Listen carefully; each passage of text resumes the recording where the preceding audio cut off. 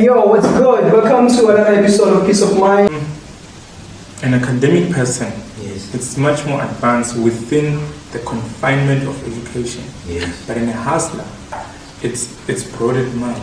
Yeah. It allows a mind to stretch all the time. But we do have a couple of people, especially youth, that I mentor, that I've helped to start their own businesses so forth and so on. And my reward, I also want something out of what I give you. Sure. And what I want is that if I help you, please help me by helping this fellow person, you know. So it makes our works very much easy. We achieve our goal very much easy. It's very smooth with you helping us. We this is not. It was supposed to be discussed off cam because they don't know, but I think she has an idea in a way. So, but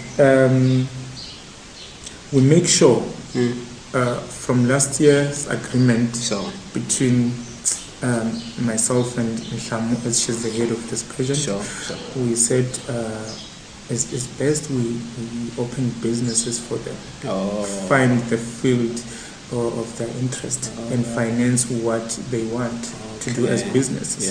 So at least you cannot say I'm a queen just being a queen. You must have something that I'm a last year's queen. This is what I have. This is what it's going to sustain myself throughout. You know. Yeah. So basically, that's how they benefit. Mention these following companies: Mashaba Logistics, F&B Boxer, Ngomane Transport, Thora, BMW, Lokutle FM, Refumbo, and many more. These were your sponsors last year. How are you able to get so many sponsors, man? These are the top 3. Who are you crowning the queen?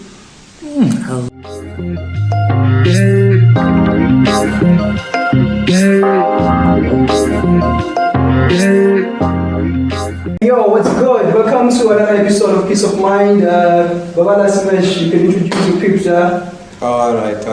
Hey, what's up, gents? What's up? As you can see today, we are no longer two, which is a nice thing, you know. I think for the longest of time, we've been just me and you, talking about life, reflecting on so many things. You know, Chief, you know, the peace of mind.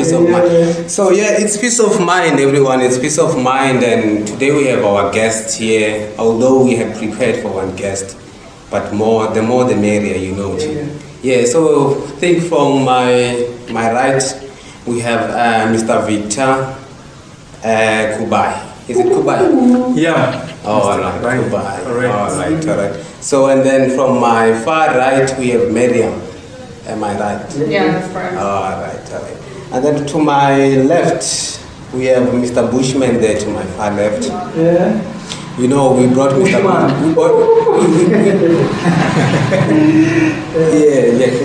brought Mr. Bushman here. You know, I think he's gonna be part of the podcast for the longest of runs. And you know, on this podcast we don't discriminate. You know, anything goes, even on the language, bro. Whatever language you wanna talk, hate speech is allowed. Hate speech, you can just keep it low, man. You can just keep it low. But then as for your opinions, anything you want to say goes. It's peace of mind, you know. I feel like there are so many things that, you know, when we started this platform, we said we want to address. And then not forgetting my brother here. I still don't know his name, but yeah, you can introduce yourself. All right, Brother Makung. I think he's a friend to our guest today here, Mr. Nsuku Foundation. You know, when I was sitting down, just going through, you know, some of his accolades, achievements, projects, and you know, I kind of like saw a similarity between him and Golane Wale Akonhook. I don't know, Chief. Like yeah, I don't know. Wow. Never thought of that. All right. I don't even know what to say at this point of time, but no hard feelings. I know him. You know him. I'm not so sure if he knows me, but Namti. And Steve Guname Sunu Melegui, you know, Golani Wale Akonhook. Okay, Victor, I wanted to know my you know, I just kind of like made it up. And I think you should adopt the name. Oh wow! Never been talked to Lamaj. Yeah, and I think there's many Kolanis in Akonhook, but the one that always pops is That one, Yeah. you know, we don't have to go that far. Shout out to him. Shout out to you, Mr. Tulani. Yeah, man. Yeah. So for today, guys, we're gonna be talking about a whole lot of things, but I think this whole podcast is going to be on Mr. Nsuku Foundation himself. You know, he said, "No, guys. You know, I see the platform, and I feel like you guys should kind of like, have me on the show and have me share." The things that I've went through, the things that I'm working on. The guy is a philanthropist, if I have to mention. He's a philanthropist. I've been checking out his Facebook page, man. He was donating food, Yes. I think we should also, for our viewers, elaborate what is a philanthropist, because some viewers at home might not even understand what you're talking about. No, I think we need to give him a chance, to be the one to explain to the viewer. So, welcome to the show, Chief, and it's peace of mind. I think you've already made a short intro of yourself. Can you just give us a background? Who's Victor Kubai, Chief? Thank you for having me, firstly. Yeah. Second, I'm just grateful to be on this platform. I think a lot will be discussed going further. Victor Kubai is Kovajala, that's Lamash. Really Kuala, Skolo, region Z from the primary, that preschool to Lamash. Preschool. And then I Jonzaku Kambin, Mapiti, just right here down the road. And then from Mapiti to Mafemani, you can see everything revolves around Sulamahach. And then from Mafemani, that's when he went to pursue his higher learning in the University of Johannesburg. He enrolled in community development, which is so in line with what I believe in. So basically, I'm doing exactly what my course is about, community development. Which is why when you mention the philanthropist concept, it's kind of like resonant with so many things that I'm doing, so many things that I've did, so many things that I've achieved through being a philanthropist. And I don't know how best I can break this concept down of being a philanthropist, but as far as this concept is concerned, imunhu wako iva ari xikari a tekela ti-problems ta van'wanyana nhlokweni lexi xi hluphaka munhu kuma ku u wa nghenelela loko un'wana a ri na problem u wa make sure ku wa ringeta tindlela na letiya ku va situation leyi yi hundza yi solvekile i munhu wa vanhu I would say. So yeah, basically that's who Victor is. All right, no, thanks, man. Thanks for the nice brief info and background on who you are. Because, I've been doing some background check on you. And I see good. Also, just a philanthropist. It's not something you just started in 2022 or 2023. You've been doing it as far as 2020. Can you take us through, back to where you started, just seeing when I'm feeling you kind of like somehow destined to be someone who is there for other people, someone who is able to see other people's problems and be like, oh no man, let me squeeze it in, let me squeeze myself in and come up with something like this. Because as far as I've checked, your foundation started as Wafluri Foundation. Oh yeah. Yeah. Done your background stage. Okay. This is how it started. I've been a giver for quite some time. So, but I've got to a point where I had a lot of demands. To a point where I had to come out to the public and ask for, assistance. Sure. Because the numbers were increasing. I could not handle it personally. Yeah. So, which is why I tend to the public, appeal to you guys. Okay, if you have this, please come through. Let's help this person. So I've been a giver from I don't even know when, but okay. Firstly, I'm a traveler. Yeah. So when I go wherever I go, and when I meet people, I kind of like root myself in their social fabric, try to understand what they're going through, and so forth and so on. And sometimes we bump to kids on the streets, you can see that these kids are not well taken care of. So that's where maybe I'll stop and interview the kids back in the days, back in some years. And then I would give what I have at the time. And then it got to a point where I could not manage because I had a lot of contacts. As much as like now I have more than 2,000 contacts. My inbox is full, and you know. So that's when I approached the public. Like I said previously, I approached the public that you guys can come through and we do this thing collectively. Oh, right. No, man, that's nice. And just to bring in, you know, our other guest, you know, I think I'll start with Miriam since she's the one who's looking at me. Miriam, what do you understand about the concept of being a philanthropist? I think philanthropy has much more to do with providing for people and making sure the community has equal opportunities, both to health, food, education and access to all of these things. And I think it's important as well because someone from like a far distance wouldn't understand what's happening in this country unless you live inside this country and you feel what's happening. You can't just be a tourist and come here and see the conditions and then you go back to your happy life, but it's about being involved and I think immersing yourself into like projects and people here to improve all their lives so we all benefit. No, that's a beautiful take. You know, I think it's doing it even though she don't shakona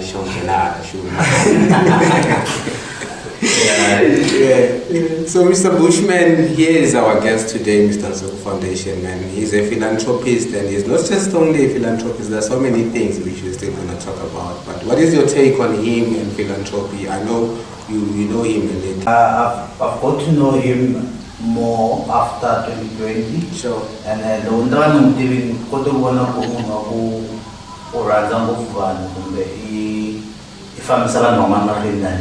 Sure.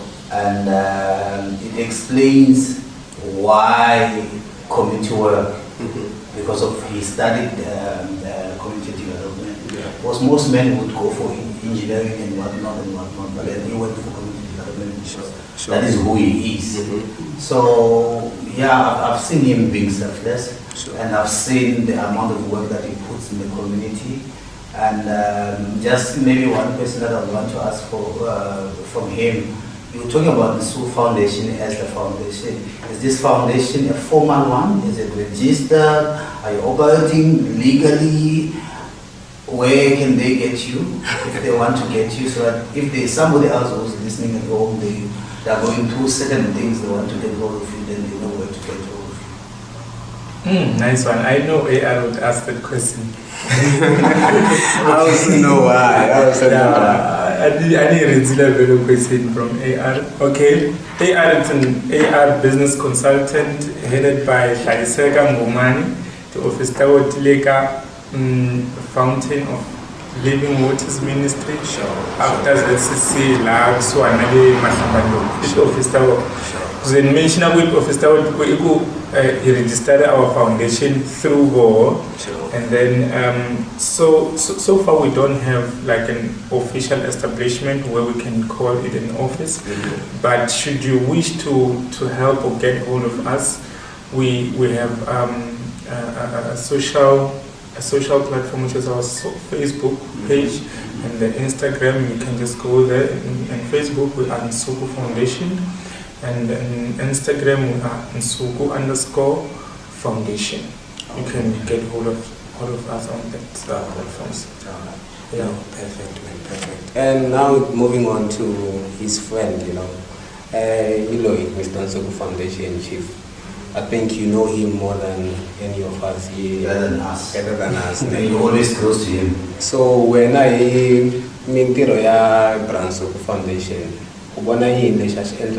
what changes are you seeing that he's making, through him being a philanthropist? Oh man, I just know him since last year. Alright. But since Nintiva, he's selfless, always giving and helping people every day. Yeah. Oh no, it seems like the description fits well. The shoe fits well. It fits very well. It fits very well. And just to mention, you're not just a philanthropist; you're also a motivational speaker, man. Where did that one start about? Okay, like it's okay. How can I explain it? Being a speaker is not something that you learn according to me. It has to be a calling. So if you're a giver, I'm sure you would not want to see what you've given being wasted. Like for an example, if you have a textbook and then you want to contribute it to a school, you'd want a book to be taken care of to save a couple of generations. You know what I mean? So you cannot just give a book and not make a follow-up. And me being the follow-up person, it means that I have to tell them exactly what they will put in their mind as a reminder to say we must take care of this resource. So being a speaker, I think it's quite in line with being a philanthropist, I guess, because never concept that idea when it's like this is Sure. Okay, just like when I bump into the kids on the street, for me not to bump into them on the street again, I need to some sort of have a conversation that will have a mental disposition in their parents or guardian or whosoever who's taking care of it. So that's on its own, it's me maybe motivating, Yeah, so I don't have much of a specification to say this is what I say to motivate. Like it's all about correction, to reflect on what you do or try to help you change on how you do things. Yeah. I think Mr. Bushman, you want to come in, I hear. Nah, it's been burning. Yeah. I hear you talking about you are a speaker, you bring positive message to the young ones out there. Someone once said, if you want to be a speaker, find out what you're going to be talking about. What sort of a message that you want to bring to people, of which I'm thinking, seeing that you are a philanthropist, or how this message to these young ones. Okay. All right. We have a number of group of people. There is, for example, I focus more on school talks because I believe schools, that's where youth normally gather, and then youth is the backbone of everything because they're leaders tomorrow. So normally when I go to school, I advise them to have a business, to further their studies, graduate on what they're best at. But I cannot, this is me being honest with them all the time. I always advocate for business because I am a graduate myself. There is no job, to be realistic. Otherwise, if I tell them go to school, study, have a degree, come back home, have a job, I always mention the depression, the hardship that we have to go through after graduating. Because there's unemployment. And it's our reality. So that's what I advocate for. So as young as they are, they must think of business. So you advocate that people must be able to stand up for themselves and start something of their own and be able to provide for themselves. Thank you. Even if when you have a degree, try to do a certain course that will allow you to at least branch if you're not called for job. Like if you do a business management, you can outsource yourself to other businesses. You can do some volunteer work. You can do a lot of things, but there are certain courses that once you start, you must come back and look for a job. Like, honestly, let me make an example. I don't know, Mr. Dora graduated for what course, ne? But whatever the course that he graduated for, I think it's a good course. If it's the academics background behind the bottle, I will still understand, appreciate, and put him in the first because he's able to employ one or two. in his A lot of business. people are being You see, there's one who manufactures the bottle, Yes. water purification, transportation, sales. There are a lot of, Packaging, there are a lot of employment. There are a lot of things that goes through before someone have this water. So that's the employment I'm talking about. So if you're gonna have, for example, if you're a teacher by profession and you can't find a job, Start your own school. you can start your own school. If you are a nurse, can't find employment, start your own. Thank you. start That's your what own- I normally advocate for. Your own clinic. Because the reality, it's reality. We cannot run away from them. That means not everybody else is going to be employed. It's okay if you're not employed, start your own something. That's what I advocate for. Like you must be able to stand on your own, regardless of you having the paper. Like I don't even know where my degree is. That's a punchline. Oh, it's a low blow. That's a punchline. That one is a low blow, man. That one is a low blow. But I think we all can relate to what you're saying now, man. There are a lot of graduates out there who are sitting with their qualifications. Some don't even know who inside the house, chief. And you know, it happens to a lot of us where you go to school, you graduate thinking you're gonna get a job, and by the time you graduate, you start seeing the reality that unless you're going to start your own thing, unless you're going to try and be an employer yourself, the chances are very slim of you making it out. But I think I'm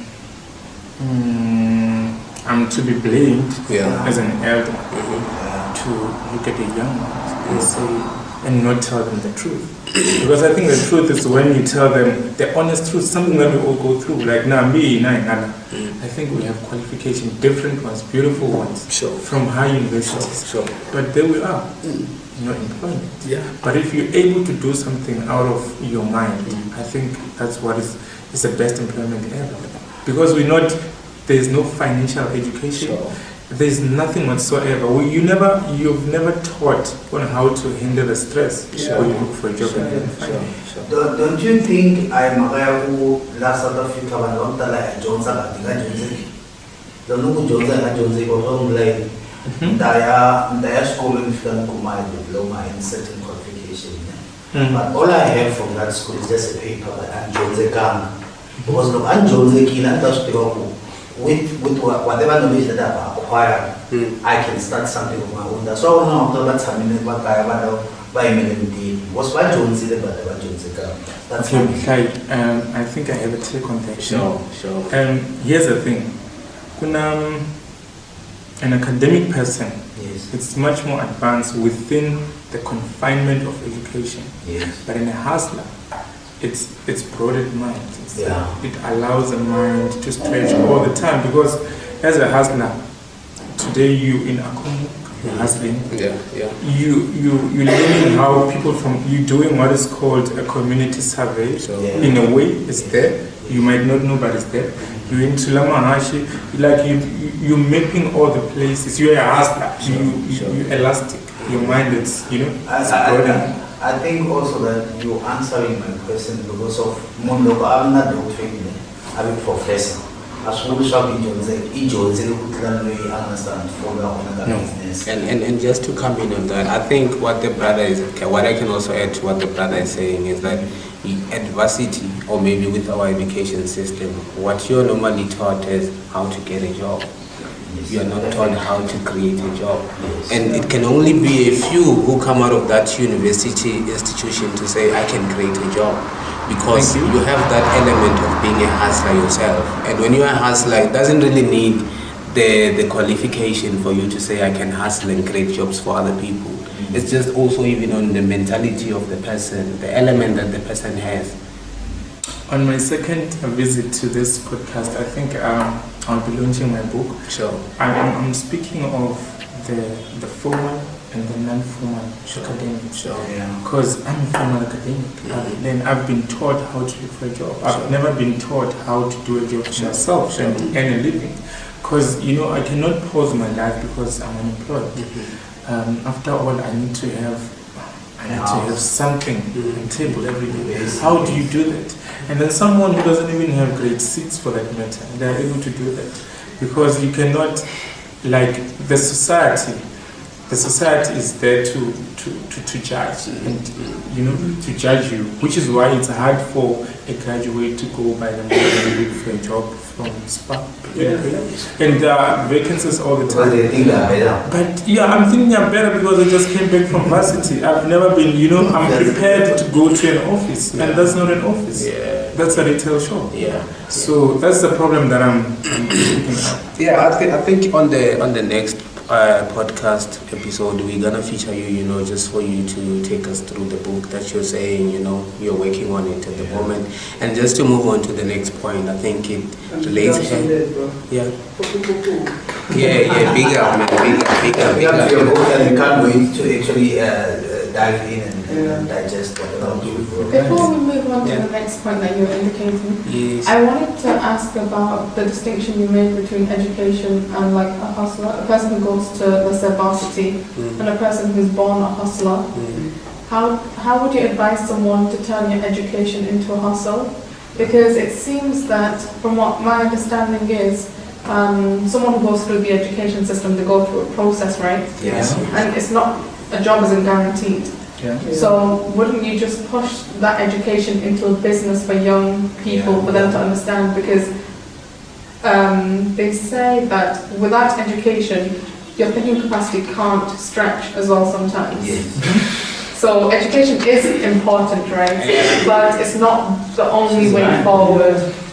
So how will you advise the children? All right, I think for me, I would start at school, like I said.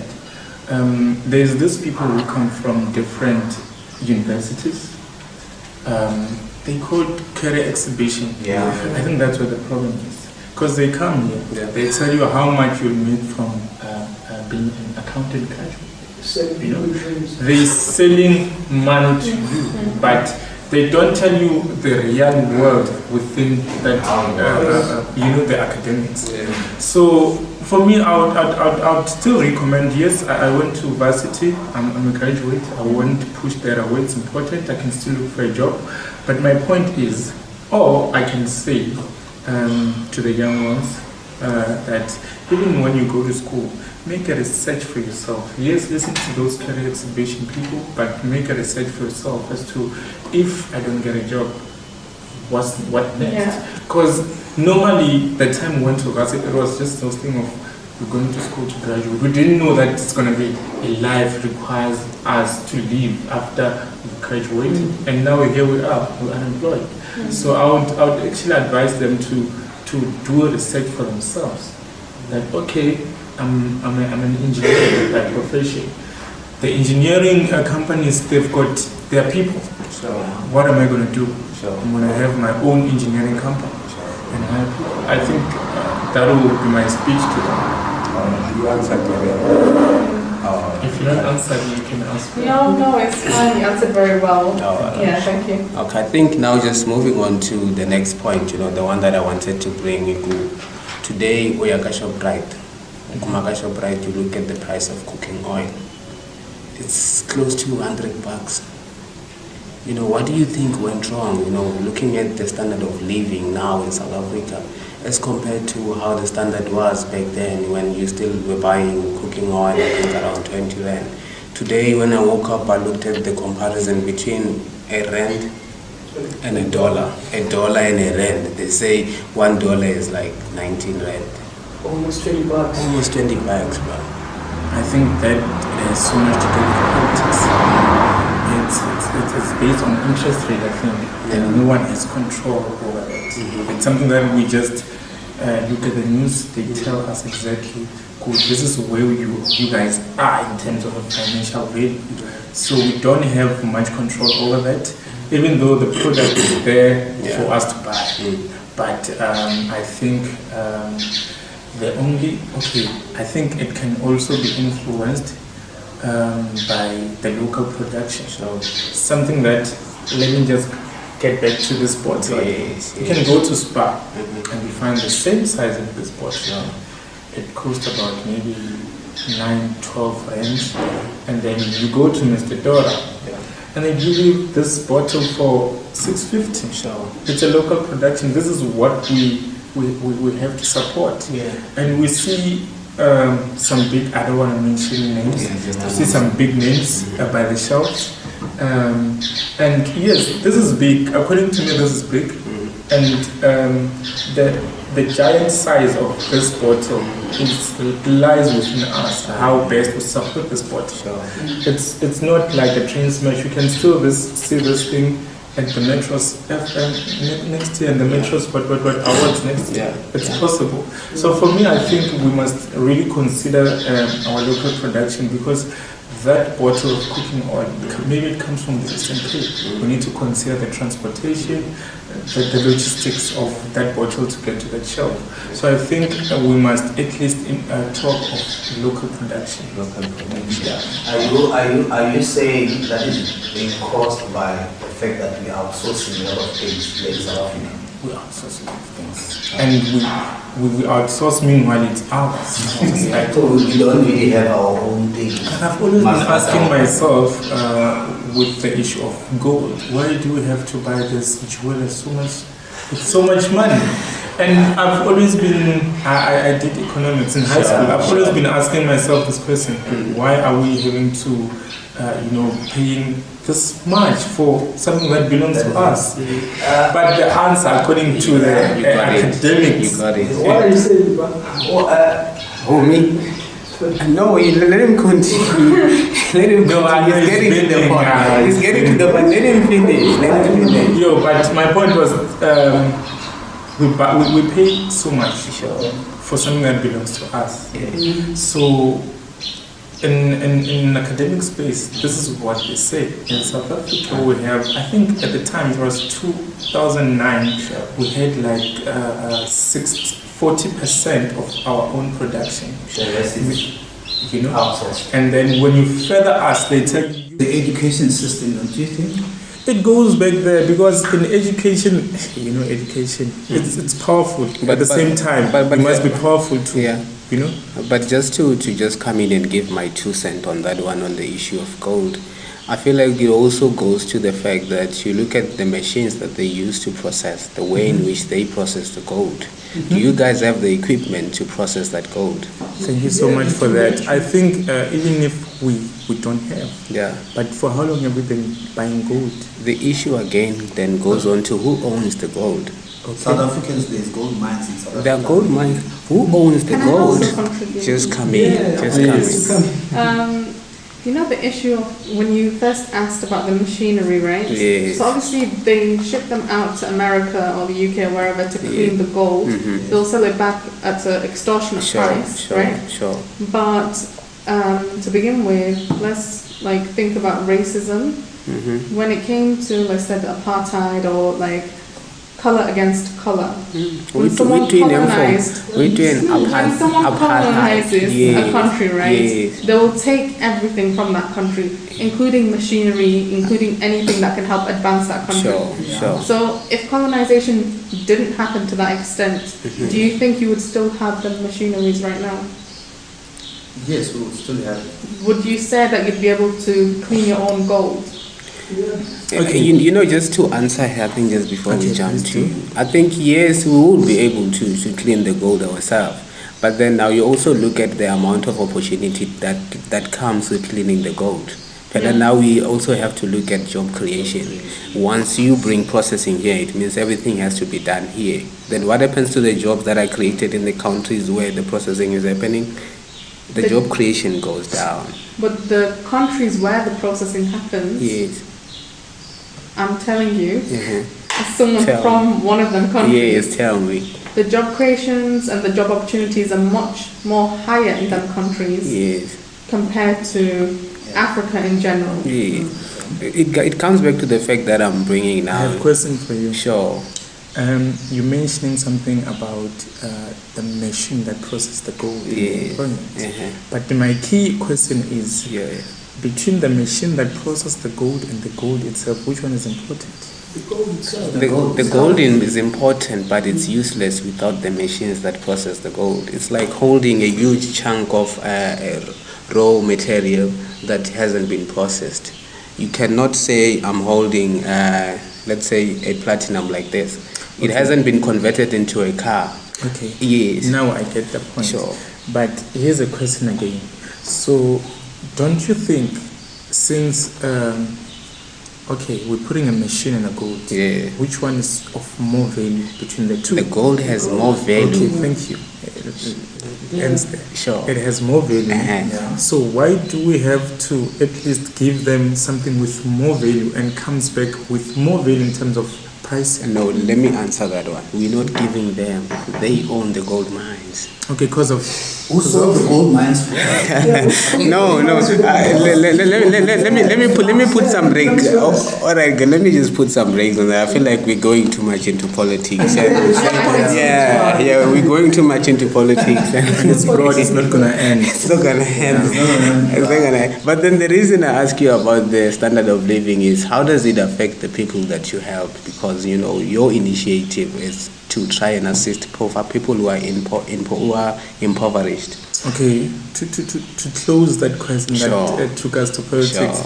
I would say obviously it affects us in a way that if we were able to cater for about 100 families, it means that if the prices goes up, we'll then have to suspend maybe 30 families. Sure. That's the issue.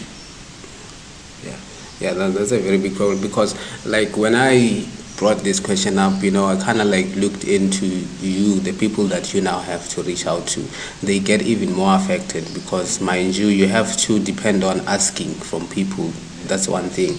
And the more you have to ask, if the standard of living is going up, it means even the people who are able to give to you those kind of products, to say, yeah, I have an extra can of beans, you can go and give them away. They raise prices of products, but for those that work, they never get salary increment. They have to do it for that.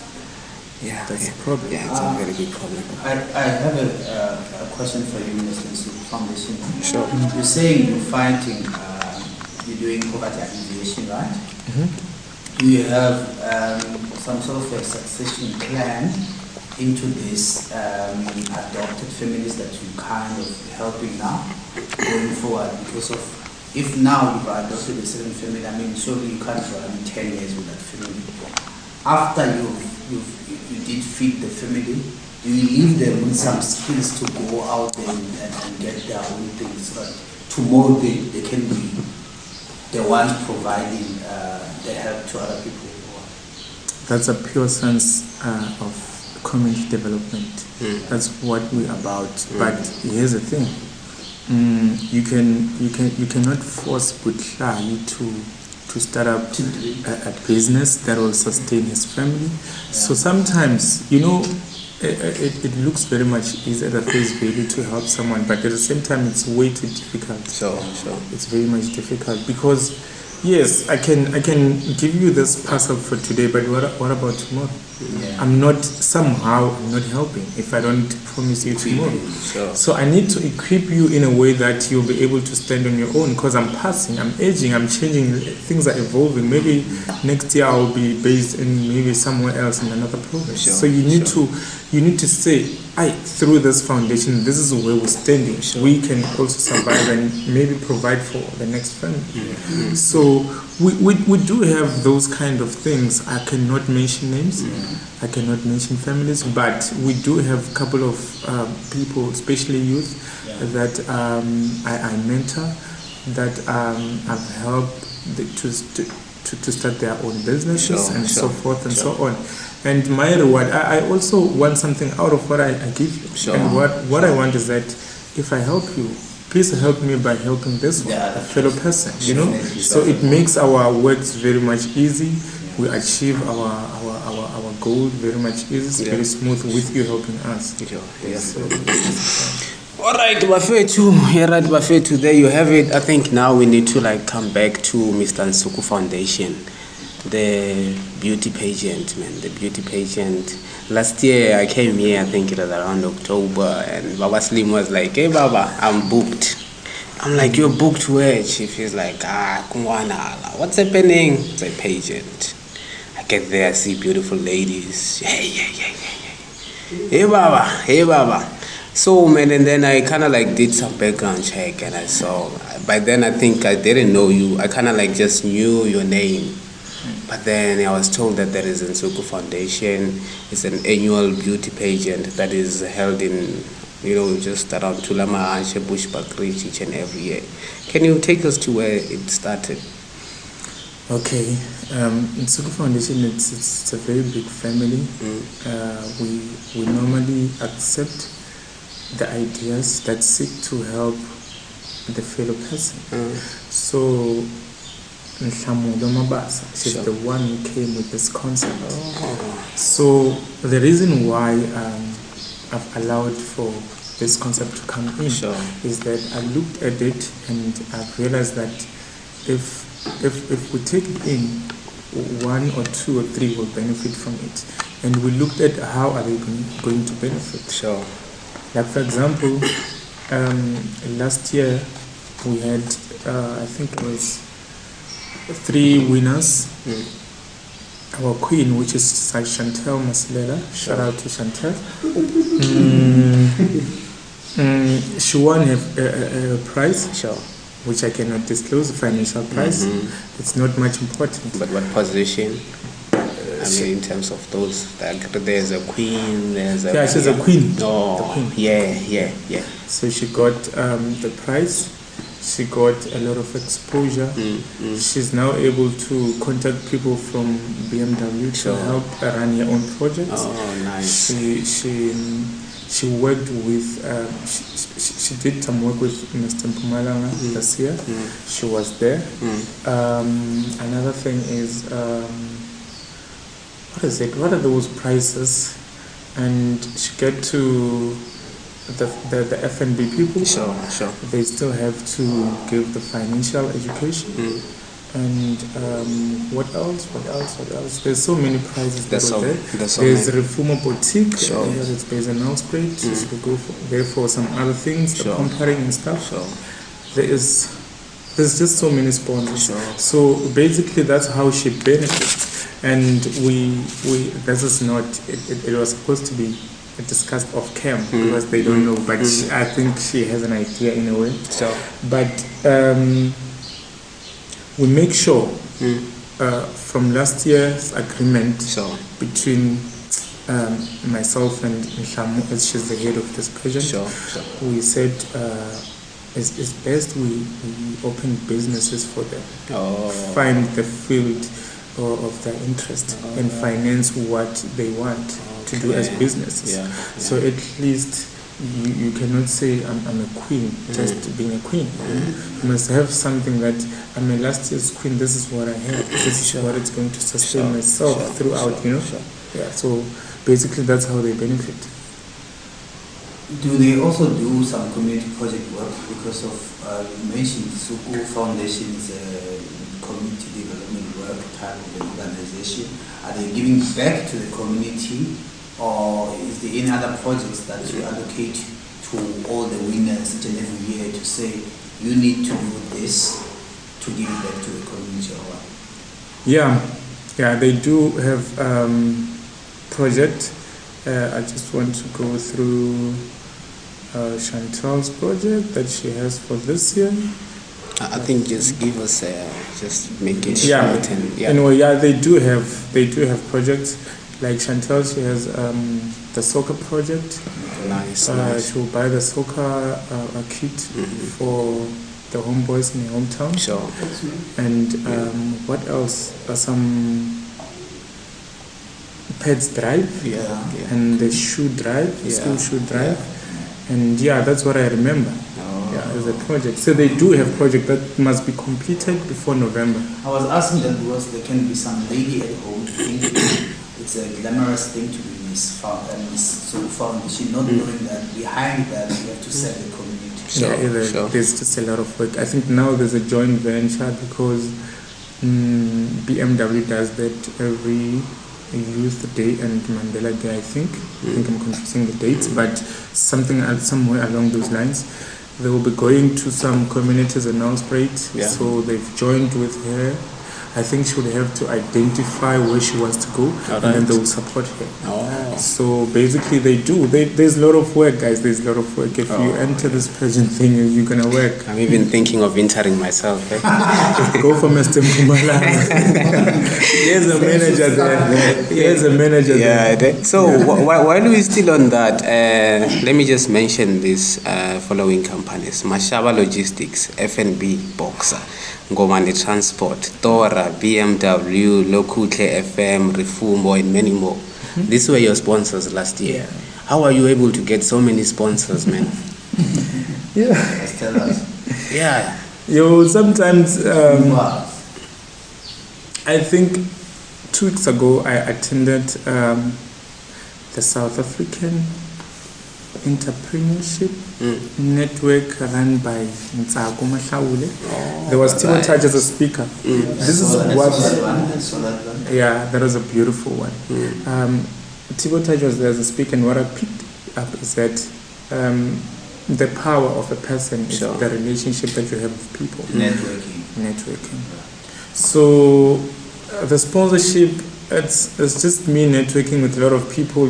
For an example, I got to be sponsored by Rufumo through someone I know from home, through our judge anyway, which is Tsakani Stole. It's happening that today is a birthday. Shout out to Tsaki. Happy birthday! I saw that on your WhatsApp. I was like, she was my classmate. So I got to be sponsored by Rufumo Boutique through her, So it's not about how much you have, it's about who you know.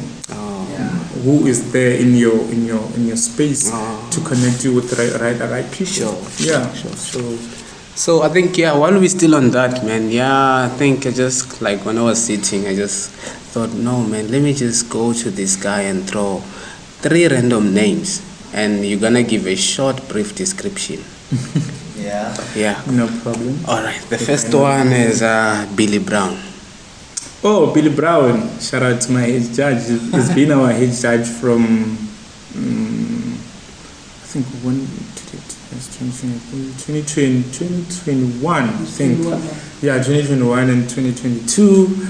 I'm just not sure with this year because we have so many people coming on board. But he's been working with us, very much a genuine guy. He's very much positive. It's fine. The energy, everything, it's cool, man. We've been working together. Like fair. Second name, Yolanda Nani. Yolanda Nani, our MC. She's also good. She was our MC last year. She's good. She's very much good.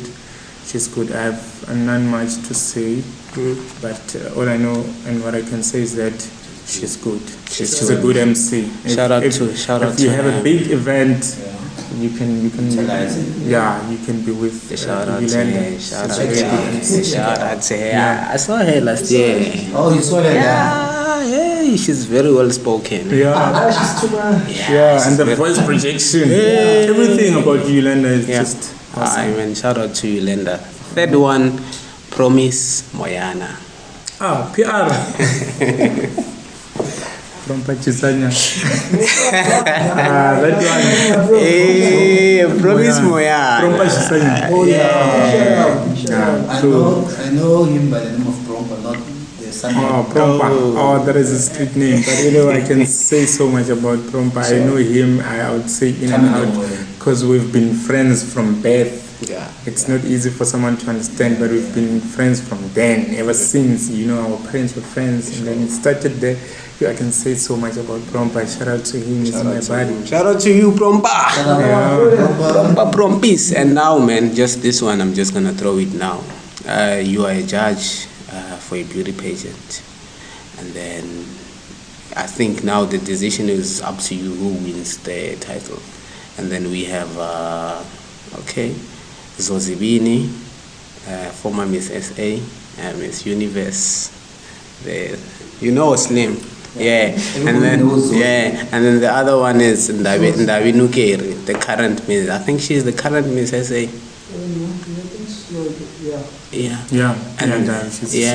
And Shudu Fadzo. I think these are the top 3. Who are you crowning the queen? I'd straight go to Shudu Fadzo. Why? because she mentioned something very much profound. Sure. She talked about the mental disposition, the what we call the upstage. Sure. Like before you can say or try to change anything into a positive outcome. Sure. You must first deal with the mind. Sure. So I think for me that's what is so profound, because that's what I advocate for. Sure. So shout out to Fushilifa. No, shout out to her, man. Shout out to her, and she's from my province, so we're still keeping the crown. So you're still keeping the crown. Yeah, man. Yeah, I think you shared a lot, man. You've shared a lot. And just before I forget, I see interest for Miss Nsuku are open. Yeah, they're open. Yeah. They're open. I think they're closing end of June. Yeah, so whoever that wants to enter, it's still the right time. They can contact Nhlamulo Mabasa. I think your numbers are on the poster. Sure. Hinkwaswo leswi va swi lavaka ku swi vona kumbe ku hlaya kumbe ku twisisa swi kona ka poster. Loko va kuma poster va nga hlaya ka yona, and then they'll get numbers there. All right. No, that's beautiful, man. That's beautiful. I think now we're just almost close to closing. I think now I'm going to take last remarks from everyone. Then you're going to be the last. Miriam, last remarks. Last 3 comments. Yes. So from From the whole. podcast. Yes. Right.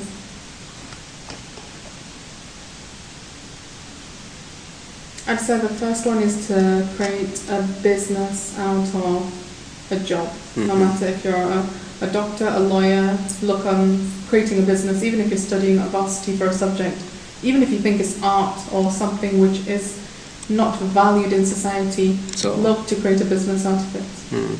The second thing would be to always give back to the community. And the third thing is to always know the history of your country, because you're always going to, you can't get rid of what has happened, but you can contribute to make it better. Mr. Slim, last remarks, Baba Amin. Sure, Brahman. It's a nothing. Thanks. Bushman, last remarks. Just to commend the work that you've started.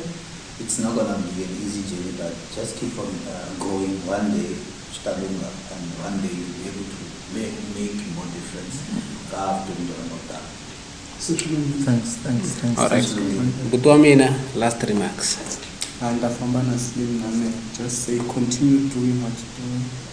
It's a great thing. All right. So I think, just before we close, Kawena Butuamina, I think, what advice do you have for young people who are interested in giving back to their communities but aren't sure where to start? Okay. This is what I would say to them. Sure. If you don't know where to start, I think go to your community leaders. Sure. They know exactly who's lacking out there. They will help you. They will channel you through to the families that are in need. As much as us, when we go out to a foreign community, I mean a community that we don't reside in, we do not know any of their challenges. We go there, we seek to sit down with the leaders. The leaders are the ones who take us through the process of identifying the families that need our service. So if you don't know where to start and you have something to give, go to your leader. They will point the right people. All right. I think this one will be from me. Where to from here? Okay, precise your question in a way. Where to from here in terms of the work that you do in the next, let's say you're giving us a projection in the next 2-3 years. Where do you see all this thing that you're doing? Okay, I'm seeing this work even touching people from even abroad, because the challenges that we're trying to solve is not the directed question to a specific group of people. For as long as you're human, you will be somehow affected. I was making a research. There's so many challenges in where's this country? Mozambique is the first one. The second one is whether it's King Muswati, Swaziland.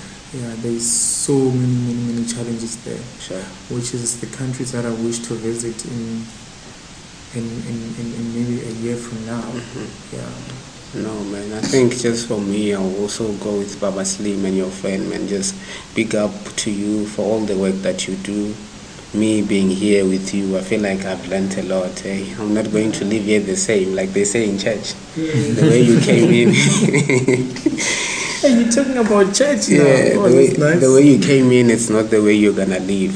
So yeah, just thank you for everything, man, that you have shared with us. And to the viewers, thank you to our sponsors, Takarai, BNB, and Dora Holdings. We out, Chief. We out here.